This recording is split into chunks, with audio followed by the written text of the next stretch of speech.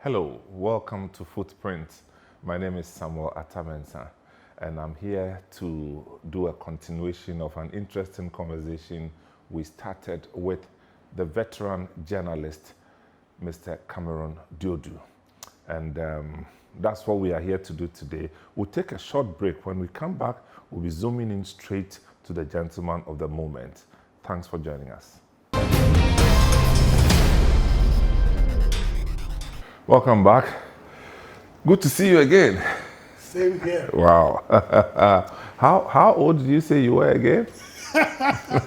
Because 85. I'm struggling. I'm not frightened to say it. 85, man. Take it as a Wow. blessing. Yeah. I'm struggling to reconcile, man. With your energy and you're so spirited in the conversation, and I'm like, okay, God has really blessed this man.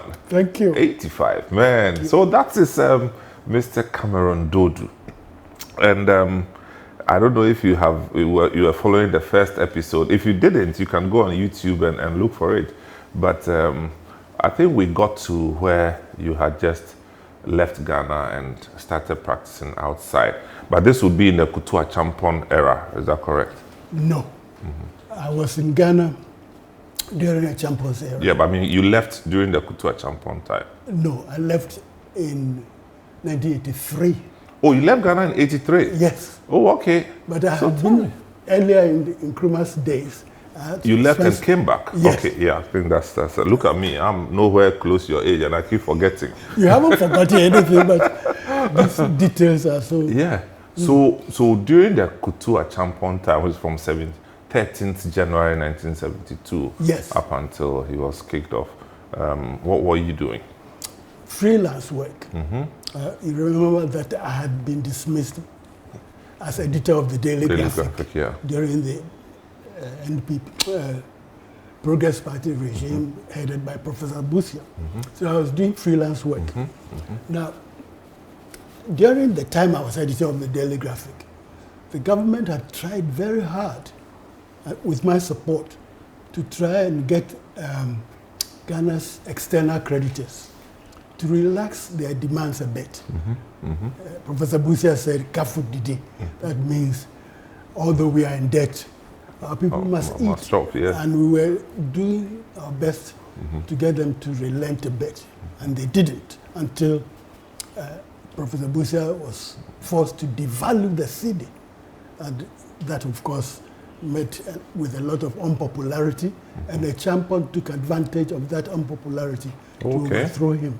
Whoa, so it was in the midst of the devaluation Yes. of the cedi Yes. that gave room for the coup d'etat in 1972. Well, the major excuse, of course, you never know what's other is things, in the... Yes. Right. Now, when a champion came to power, he did something extremely strange. You know, we don't expect soldiers to have a good command of economics. But apparently he consulted some bankers and so on, and he decided that Ghana wasn't going to pay its debts until it was in a position to do that. This had never happened in any developing country, as far as I know. India. And the value, you know, the courage was so important that, in fact, I made a radio broadcast, a commentary, saying, "Yes, India." Yes. I don't know whether it was I who coined the term, Yeah. but definitely I mean, it was with my support. And so the Kutua Champons almost became a slogan of Yentia, Yentia. This is the background. yes, and a lot of young people, all those who are anti-imperialist, who don't expect the World Bank and the IMF to work control, for us, but always against us, rather working for the rich nations. These people were pleased because So somebody his had, arrival was met with a high level of popularity. Is that correct? after that policy statement. People don't understand it. They think it was just because he was a champion or something. No, that policy statement was historic. Okay. It hadn't happened, as far as I know, in any other developing country. And we knew we would suffer for it. But we had to make the point. And he didn't pay? Up to a point, yes. Yeah. And then 1 or 2 years later, the cocoa price was becoming good.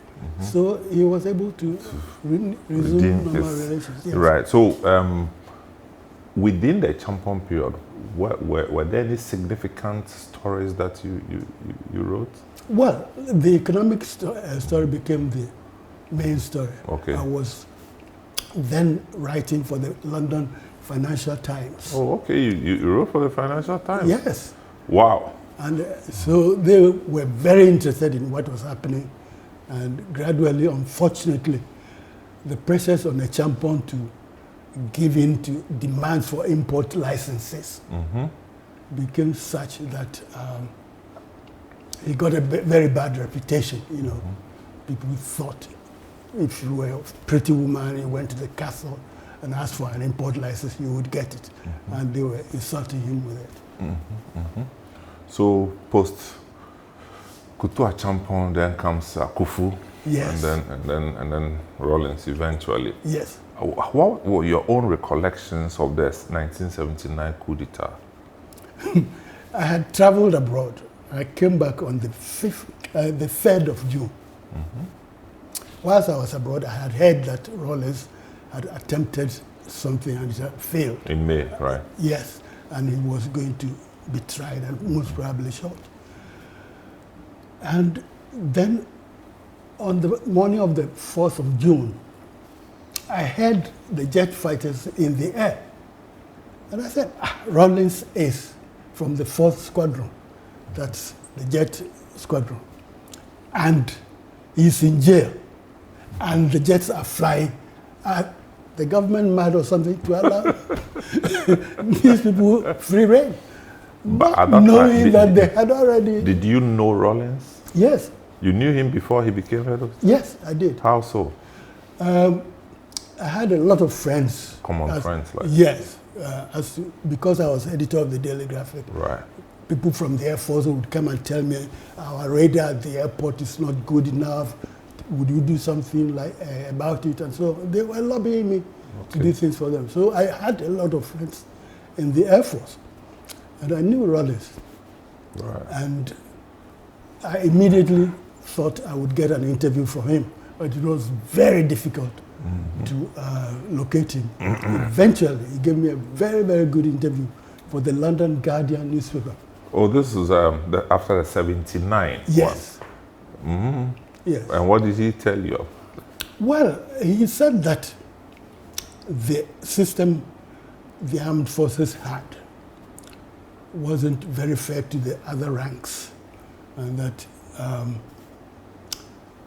they should be more sympathetic to the plight of the other ranks. But I could see that he was really trying to make himself popular with the other ranks because that's where he saw the power. I thought it was Junior Jesus. Yeah, so placards, students were carrying placards saying Junior Jesus. Interesting. And so after that, then 81 came. Yes. Did you have any encounter with President Hillary Lehman? Yes. And he was a very good friend of mine. Oh, really? Yes. Tell me about that. When he was at the Constitutional Commission, we used to exchange ideas quite a lot. And so I liked him and he liked me. But his military intelligence were arrogant, ignorant, and they were making enemies for him. They put a 24-hour surveillance on Rawlings and Kojo Chikata. 24 hours open. You know, they were just provoking them. These are very hardy military people. So as they were doing that, I tell you, I met one other rank, and he said, a newspaper called The Palaver. Yeah, I remember. Chris Asher's Yes. Palaver, yeah. He used very strong language, so I have to interpret it a bit. He said, when Rawlings goes to the loo, they want to know the color of the thing that comes out of it. What is this? The man had handed over power, and he still had such strong loyalties among the ranks that somebody is saying this to me. And because of the provocation, a lot of people still believed in Rawlings, although we had all applauded when he had handed over power after only a short while. So they provoked it. There is no two ways about it. Who was in charge of military intelligence at the time? Colonel Ano Ojija. Ojija, yes. That was a popular name at the time. Yes. Yeah. You stepped beyond the bounds. You didn't serve Liman well at all. So you think he didn't conduct himself or as an intelligence person in the manner which he That is my opinion. Okay, but of course, I don't know what. You see, there are two methods of dealing with potential subversion. Either you crack down hard or you watch them and wait until they actually try to do something concrete. Then you grab them. He said preventive surveillance was his method, and that's what he used. And so they'll follow Rawlings physically with a vehicle? Not only that, the Daily Graphic, then edited by Elizabeth Ohene, actually published a report based on what they had seen themselves. I think they even photographed the military intelligence car that was following Chikata. It wasn't necessary. And they made these people very desperate. Okay. And they hit. Eventually they came back. It was at Paul Liman that they hit. Yeah. So were you sad that Liman was overthrown at the time? Well, we had a democratic setup. And I tell you that no matter how bad a democratic setup is, it's almost always better than a military regime. Because the military don't talk. We here can sit down and take a decision and implement it. And before anybody knows whether it's, what effect it was going to have. A lot of the young people don't understand what it means to be under a military. They don't understand. They don't know. We sit down, we take a decision. They actually believe that you can hold demonstrations and all that under military. You'll be gone before you... Because before you know it, it has happened. And you have no arms. They have arms. They can, put their foot down and do what they want. So it was sad. And I had been a member of the Constituent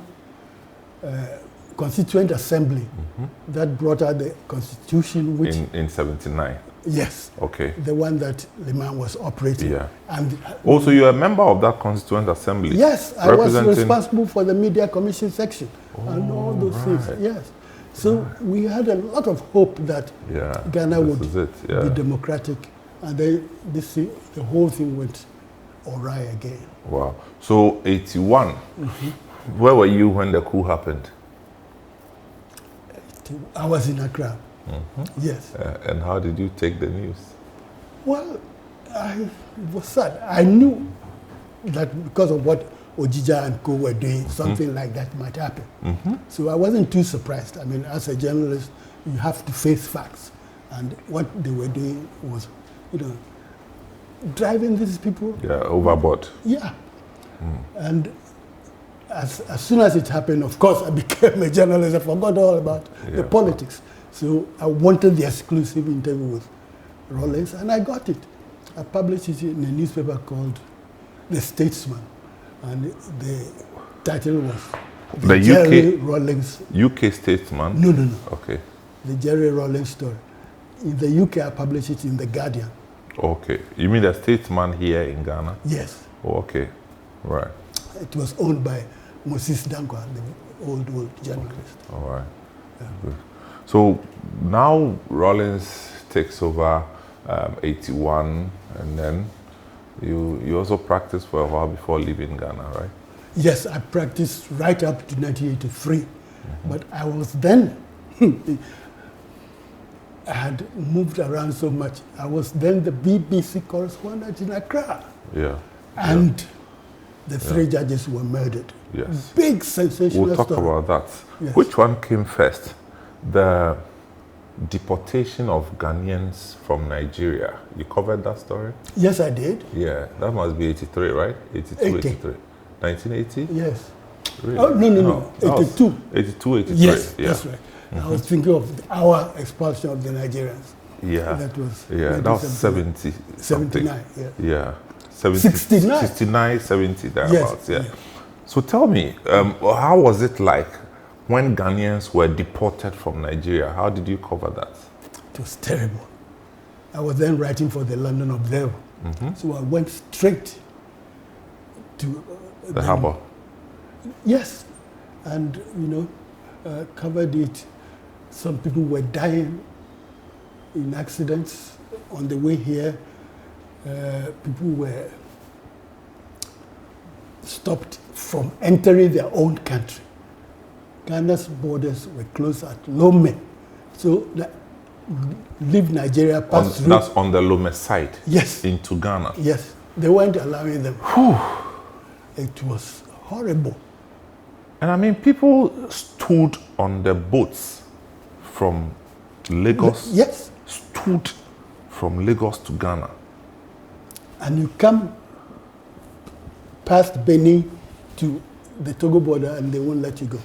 They were sleeping on the beaches. People were giving birth. Women were giving birth on the beaches. I mean, it's a side of the story we never heard. I was reporting it for the BBC. So people were stuck on the beaches because Yes. that was the only outlet. Absolutely. And people died in transit. Yes. It was terrible. And you're saying people were also delivering babies Yes. in the process. Indeed. Feel. It's not that anybody told me. I saw on the beach that this was happening. So you had to travel to some of these countries? Oh, I always go to the spot if I can. Yeah. Yes. So you went to Benin or Togo? No, just Togo. You went to Togo? Yes. And you saw Ghanaians? Yes. And we're told that some of them, they were dropped off in Togo, had to walk many miles into Ghana. You couldn't, sir, you've paid your transport fare to come to Ghana. The truck bringing you reaches Lome, and the Ghanaian said, no, you can't come in.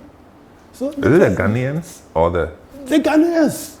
The Ghana regime was doing that because they were afraid that Nigeria would intervene. They had shot some very important generals here, former heads of state and so on. So they were afraid that the military regime in Nigeria, who led was by that? General Obasanjo. Obasanjo at the time? That Obasanjo might want to intervene, Yeah. and therefore they shouldn't make it easy for people to come from Nigeria to Ghana. And it affected the Ghanaians, and it was very sad. Wow. But That's why I say that military rule is extremely dangerous. What do you think? Because you're a journalist and at a high level, what do you think the expulsion of Ghanaians from Nigeria was purely for economic reasons? No. Obasanjo actually wanted to make it difficult for them because they were all young officers and other ranks. You wanted to teach them a lesson? He was a general. Yeah. And he wanted to teach them. Yes, that's true. Wow. So that must have quickened the whole expulsion thing. Because that was just so inhumane, man. But you can't say that the Nigerians were not retaliating for what we had done to them in 1969. Yeah, the 69 too was bad. Absolutely. So they were also asked to leave Ghana? Yes. Only Nigerians? Well, aliens. But the Nigerians were the most numerous. Yeah. And I was so hurt by the idea that Africans were expelling Africans from their country that I went to the Prime Minister, Dr. Busia, and interviewed him.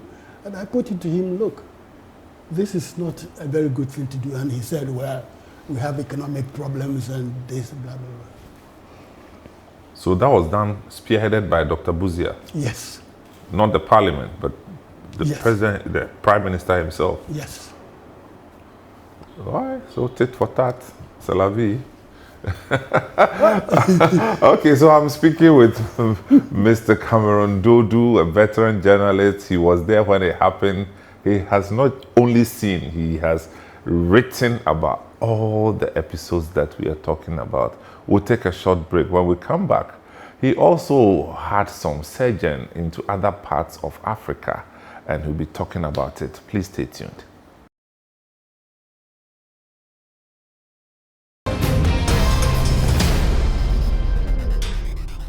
Welcome back.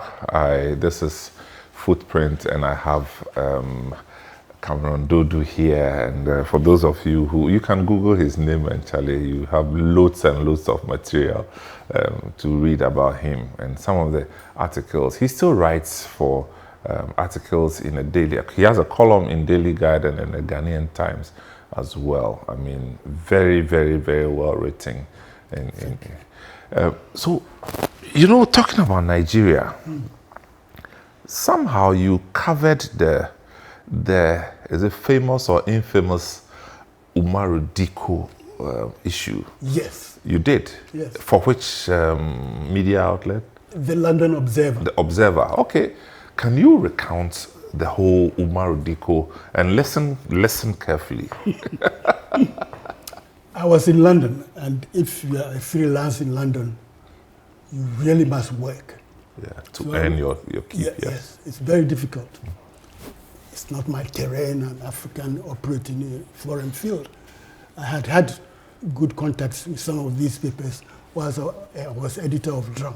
So it wasn't too difficult. But when a story broke, like a coup in Nigeria, everybody is into it because Nigeria is very important. Very, very, very key. A major oil producing country, huge country, member of the Commonwealth. Everybody was interested. So we were all very anxious to get the story. And I used my contacts to get pieces here, pieces here. So then one day, I am a very, very curious person. So in London, I didn't wait for news to come. Of course. I go to news agents, and West Africa magazine used to come out on Friday afternoons. So by 3 o'clock, I had got my copy already before it be delivered to the other correspondents. And then I saw a story in the New York International Herald Tribune saying that Dr. Umaru Dikko, who was then the most wanted person in Nigeria because he was very close to Alhaji Shagari, the president, yes.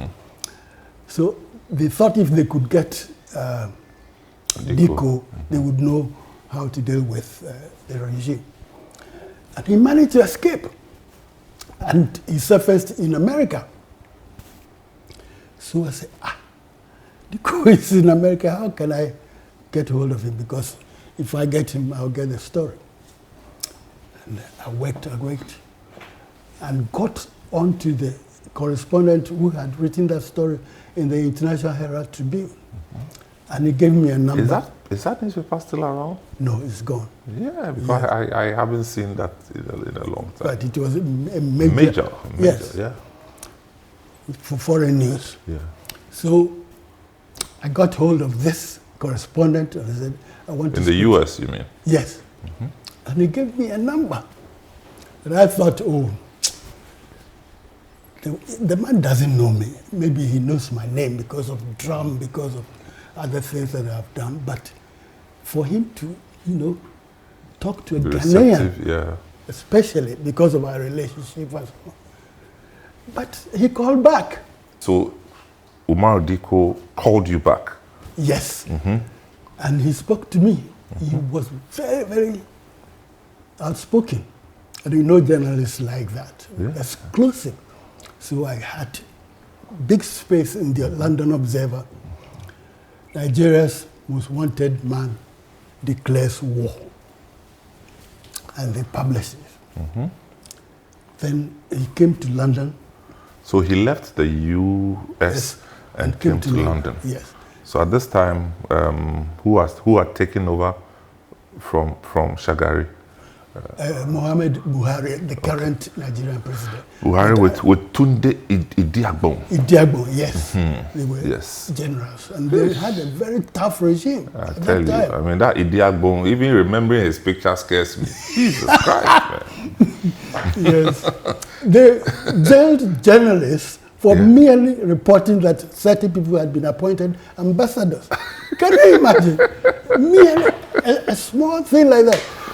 I remember, as young people, we used to follow this, and they used to say in Nigeria that the whole period that they were in power, Idi Agbon smiled only once, and that was when the wife delivered, and not laugh, smile, and that was it.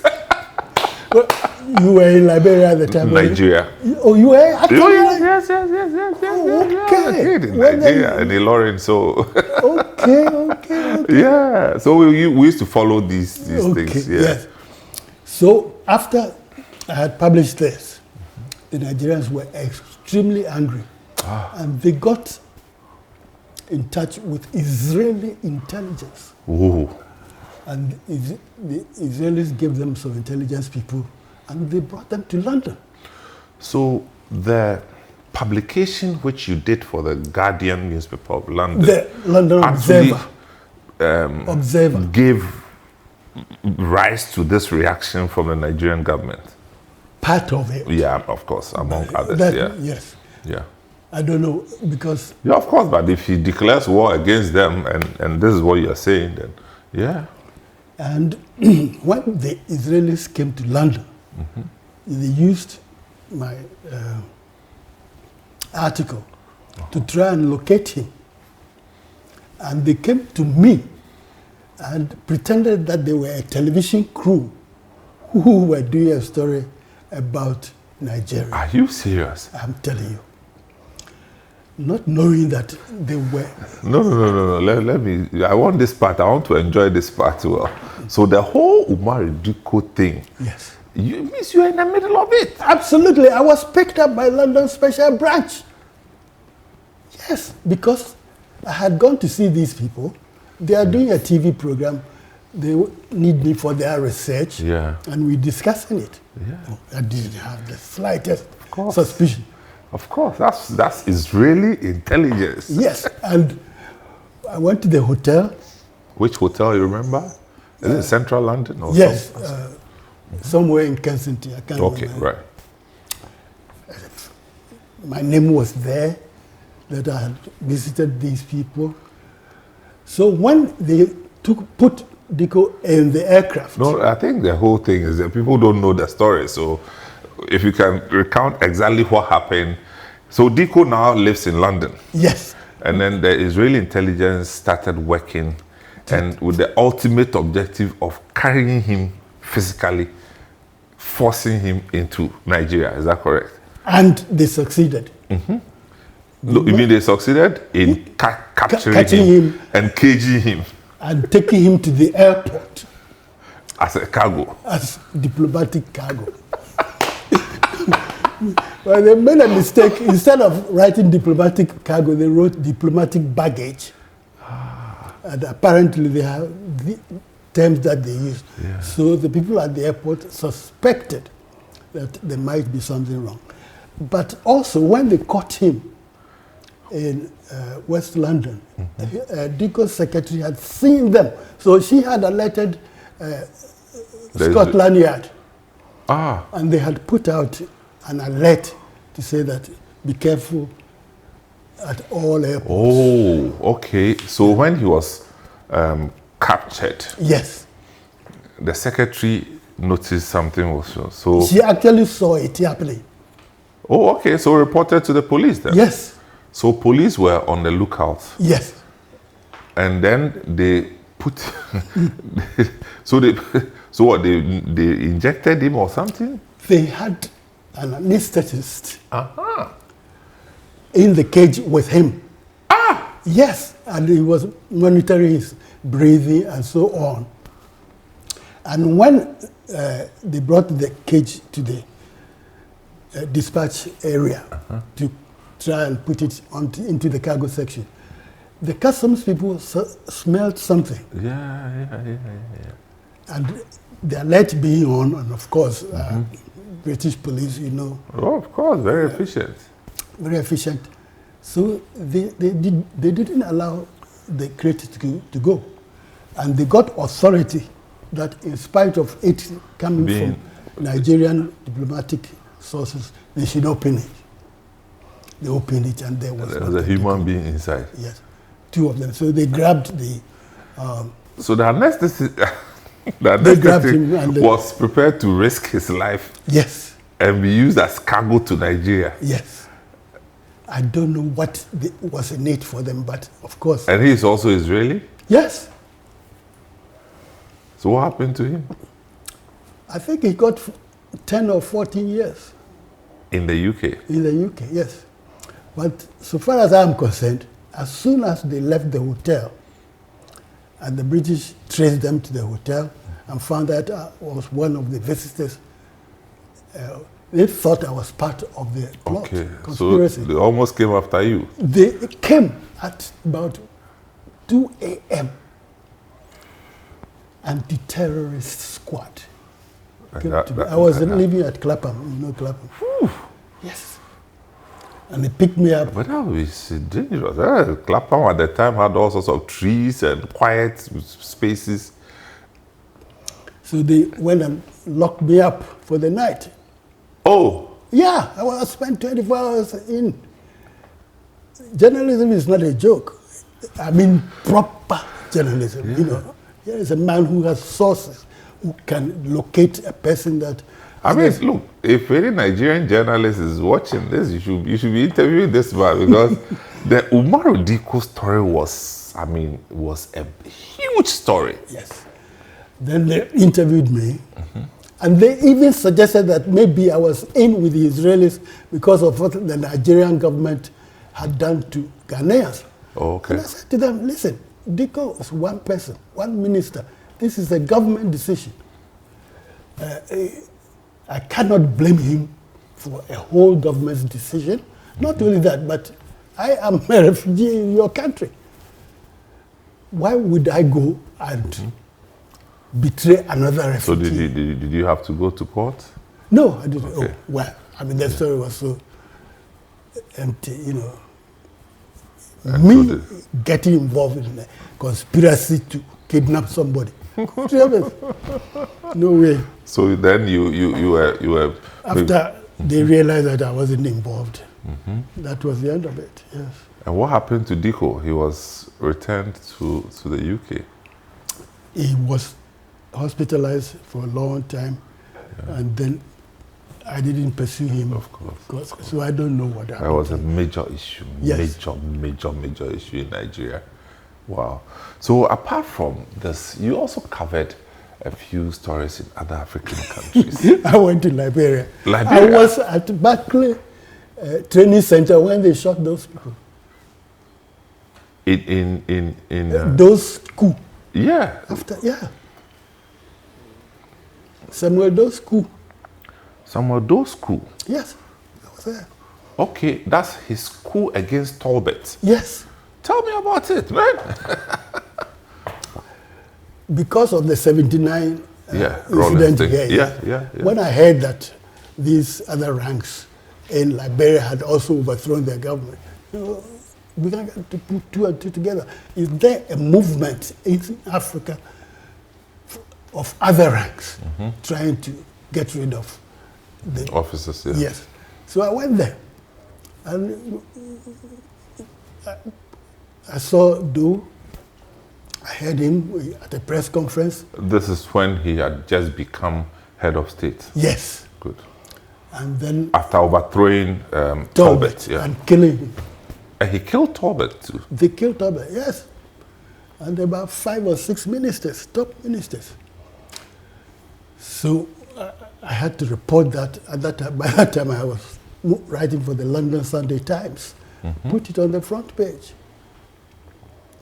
So I had, began to make a name for myself. And you're living in Monrovia? No. I came there to cover the story. Yeah, that's what I'm saying. Yeah. Whilst you're there, you're in Monrovia. Oh, yes. Uh-huh. Yeah.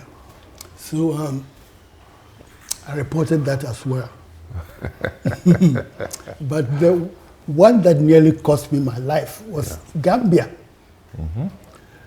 So Dawda Jawara, the Prime Minister, went to England to witness the marriage of Prince Charles and Lady Diana. Yeah. Whilst he was there was a revolt in his field force, as they called it. That is his army. And they kidnapped his wife, whom he had left behind. So, major story.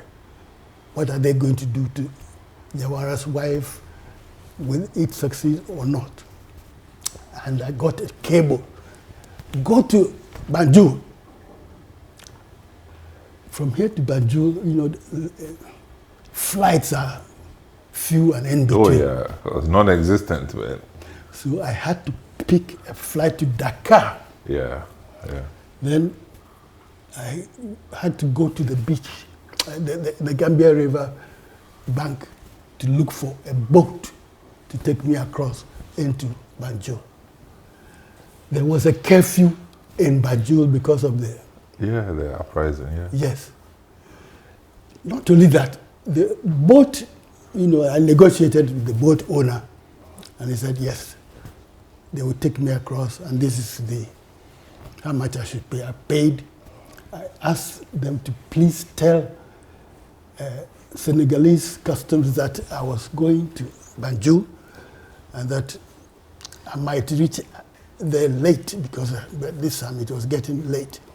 There was a 6 p.m. curfew in Banjul. I didn't know. When I went into the boat, a boy of about 12 was the one piloting Boat pilot.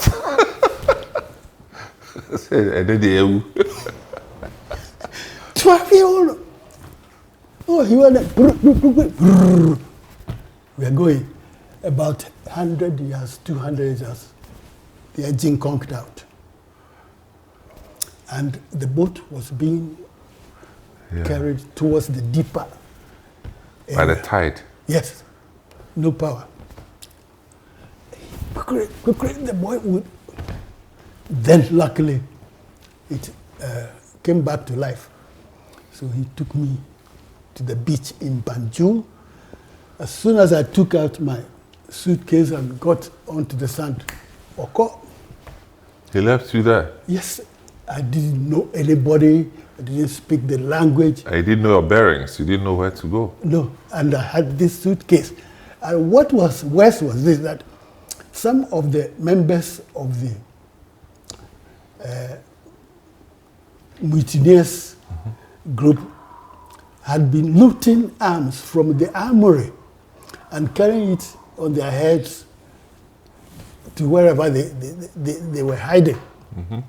And then was I carrying a suitcase at curfew time, alone on the beach. I had stop! So I stopped. And people came from, I don't know where they had been. Yeah. Put your load down, put it down. Who are you? I said, I'm a journalist. I even sent a message to your people that I was coming. He said, we didn't receive any message. Open the box. Opened it. They looked through. No arms, nothing.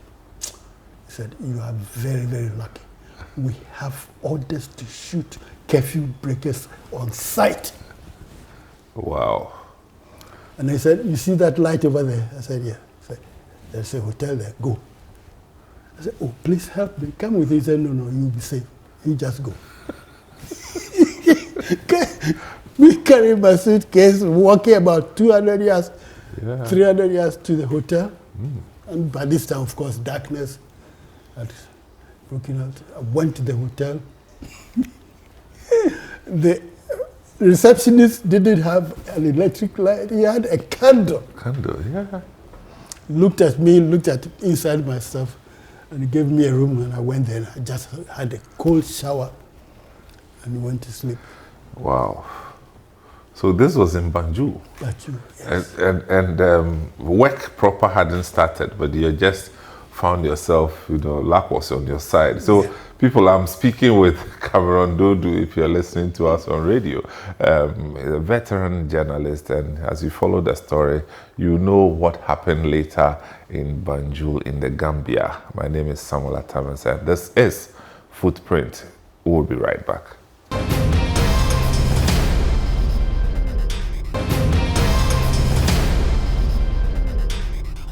Welcome back to the program. This is Footprints on City TV or City FM, whichever one you're listening or watching.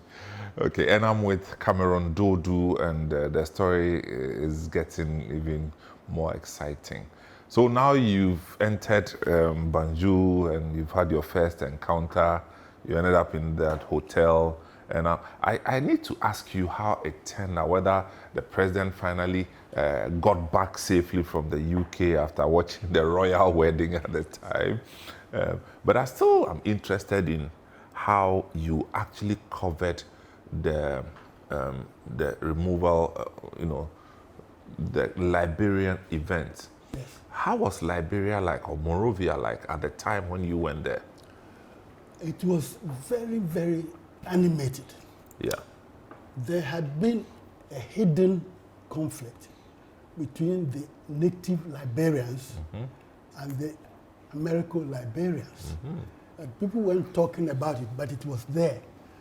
And don't use that, saying that the American Liberians were taking all big jobs, they had privileges, they were educated, and the native Liberians were not getting a good slice of the cake. Right. So that was what they were using. So Doe would be a native, if you like. Yes, and he was absolutely popular with them because of this policy.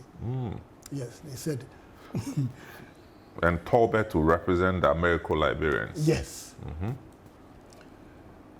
There were some American Liberians who were inclined to support The whole uprising. the minority, yes, because in any country where a minority is beginning to eat the fat of the land and forgetting everybody else, Wow. it brings resentment. So when you got there, he had taken over already. Yes. So did you report on the executions? Yes, I did. You remember some of them? One Dennis, I think he was a foreign minister. The foreign minister. Yeah, I had seen under him. Tolbert. Yes.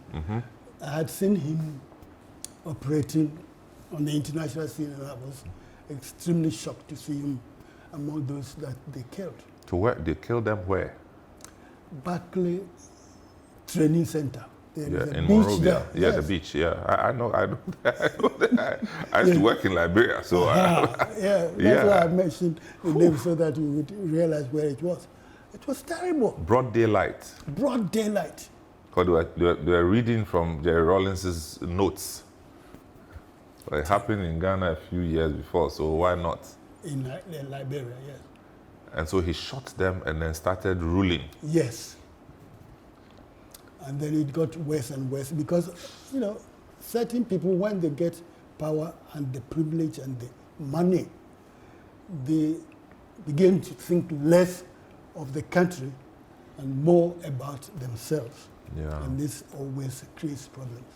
So Charles Taylor eventually launched a movement, and Charles Taylor too is from the same stock, like native, or you're not sure? American Liberian, but he has more roots in the in system, the native area. with his friend of the time, Prince Yomi Johnson. Yes. I mean, now these things sound like drama, but these were real issues. Absolutely. Very challenging moments for Yes. Africa. And anytime I think of Sergeant Doe, Idi Amin comes to mind. Yes. Did you have any? No, not with Amin. Yeah. But I knew about him because I have Ugandan friends. Friends, yeah. They were telling me about A strange character, man. him. Absolutely. Yes. Anyway, so let's go back to Gambia. So how do you now get back into Banjul proper? The next day I checked into a very good hotel where there were other journalists, Okay. so we could get information about what was happening. And within 24 hours, the Senegalese had helped the Gambian old regime to rescue Jawara's wife. Oh, I see. They had So Senegalese intelligence or army army. They brought some people there. under Diop, Abdul Diop. Yes. Okay. And the Jawara government also has the support of the British government. Of course. So they had sent some SAS people there to go and help. And that's it. Absolutely. And I was writing about this for the London Times and the Oh, Economist. now, so you move from Financial Times to the London Guardian to Sunday Times, The Observer. the Observer, Name it. and now you're doing what? Right now, I'm not writing. No, I for mean, any- so at this time you wrote for the Sunday Times. and the Times, the Daily Times. Oh, you mean the Times proper? Yes, Phew, the broadsheet. yes. No, you're a big man. And the Economist. Well, I mean, they like good stories, and if you know how to get them good stories, they will use them. At this time, you're writing for all the, if you like, the real press houses in the United Kingdom Yes, with your training in Ghana. yes. Not like you went to the UK and went to school or anything. No. All you knew from Ghana. Yes. But remember that at that time, I had already published a novel. Yes, the Gap Boy. Was that the Gap Boys? Yes. Is it still in print? No, it isn't. But it will be back soon. Yeah, the Gap Boys. The Gap Boys. Yes. What was it about? It's about a group of young people who have graduated from school, they haven't got jobs, and the society doesn't like them because they are too low, if you like. Yeah, Ghanaians say yeah. they are too low. And yet, they must integrate themselves into the society somehow. It's a very long story. Wow, wow. These days we actually don't read. We like to be on social media, take pictures and put there. Social media and Whereas insult people. You must read and analyze, otherwise your society will never improve. Well, I think it's a reflection of what we have.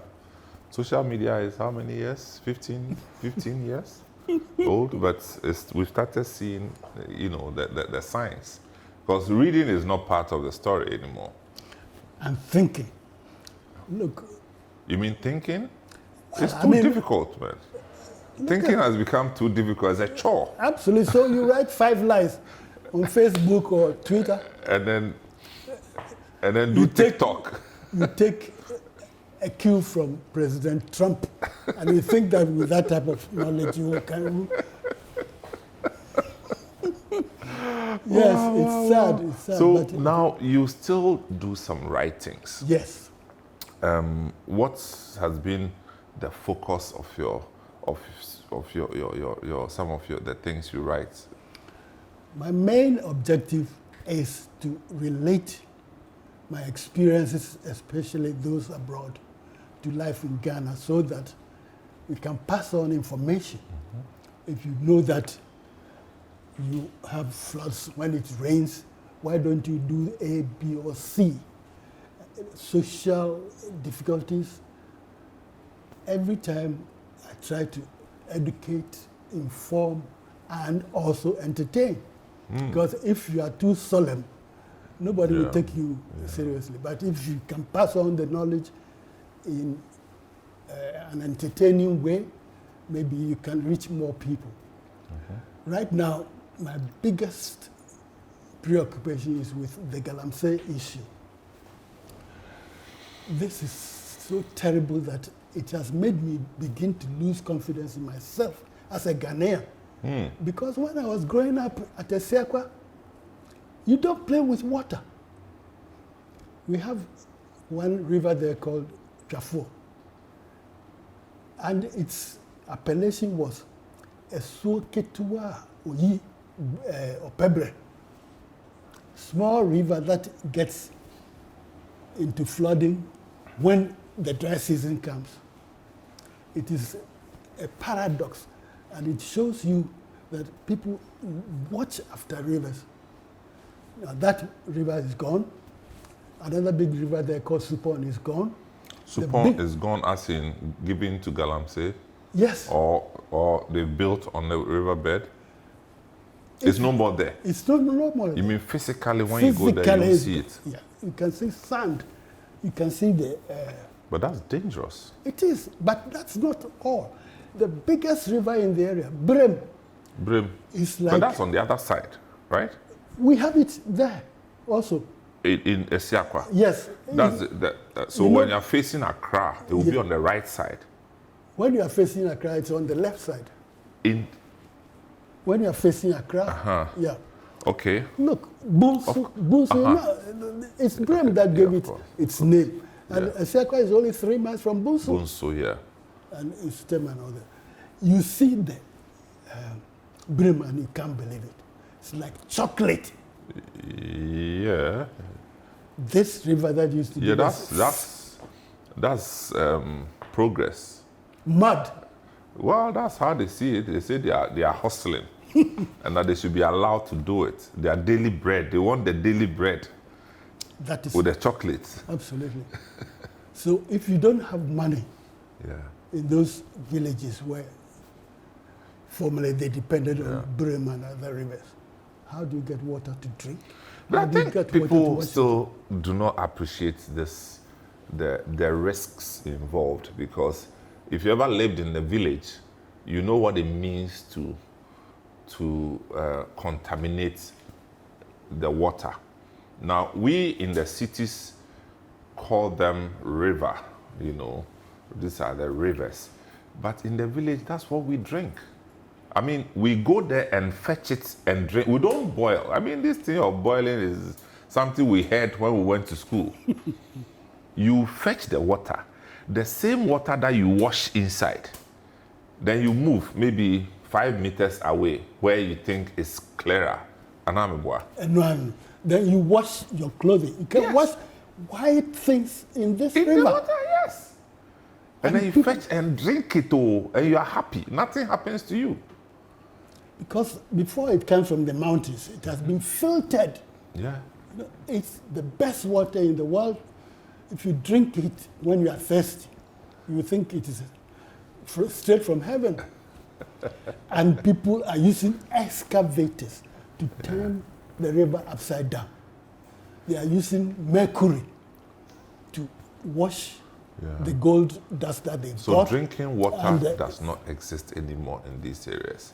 And I can relate because I lived in the area. I lived in this area through Pramkese to Kede. So you are seeing Bremu. I went to school in Achimoda. Brim is there. And the last time I was there, I saw the Brim. I almost wept. My brother. And we are superintending over this thing, and in the name of giving people jobs. I mean, you give people jobs to kill yourself? I mean, I can only talk about the eastern region, but you know about this western region, the River Cobra, and all these people. Ashanti, Tano, and so on. You can't believe it. And what I told you that I had begun to lose confidence in myself as a Ghanaian. Because if you put water there for a dog, it will never pollute it. The dog will drink the water and be safe. Same with horses. If you go to a stable, they have water for the horse and it's clean. And human beings are chimfo, asantifo, you're near tia. Now, ukofa excavator their call. It's so nipa no. I could gold. Does that make sense? How can we've been boasting that we Ghanaians were the first to gain independence, we helped other Africans to become independent, and now we can't even think objectively enough to know that we shouldn't be ruining our rivers, because even if we survive, our children and their children will have no water to drink. It's gotten out of hands. I mean, the country on a suicide mission. Cameron Duodu, thank you so much. It's been an enlightening moment. But I can feel your pain because as young as we also think we are, we've been close to this and we are helpless. We are helpless, and we see it getting worse and worse. And you hear people giving big speeches and nothing happens. Well, this is where we want to draw down the curtains on this program. I've been speaking with Mr. Cameron Duodu, a veteran journalist with many years experience. And you heard for yourself. He said that he's lost confidence in himself as a Ghanaian. Of course, you didn't vote for him to become president, so he can only talk as a Ghanaian. I don't know what you will say, but as for me, I'll end the program and go my way. My name is Samuel Atamensa. Thanks for watching.